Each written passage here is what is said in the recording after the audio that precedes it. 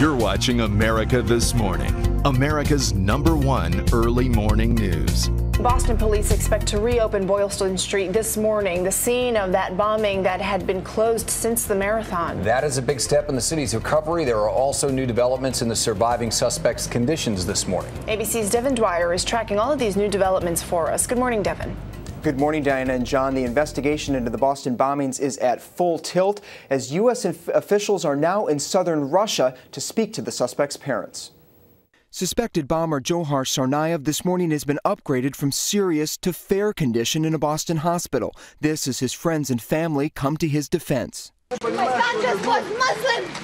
My son was Muslim, that's it. In Russia, the mother of Johar and older brother Tamerlan defiantly claims they are innocent. I know that my kids have nothing to do with this. I know it. I am mother.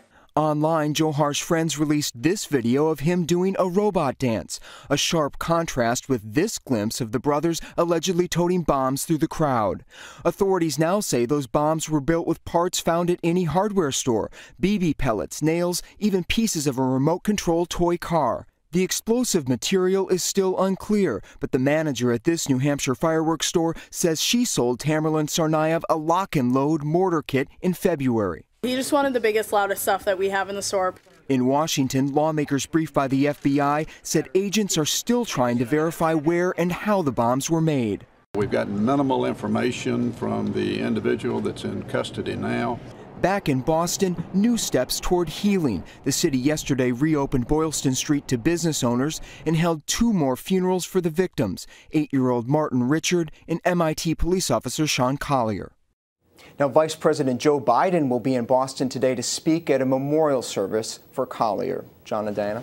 Now, Devin, we know that the medical examiner has cleared Tamerlan's body for recovery by the family, but do we know who's going to claim it and where he's going to be buried? Well, the father says an uncle of the brothers who lives in the United States could possibly claim that body today. No word on where it might be buried. In an interview with ABC News this morning in Russia, the mother says she and her husband do plan to come to the United States, though no date has been set. One interesting complication, though, possibly for her, there is an outstanding warrant for her arrest in the United States. She's accused of stealing $1,600 in clothing from a Massachusetts department store. Diana and John.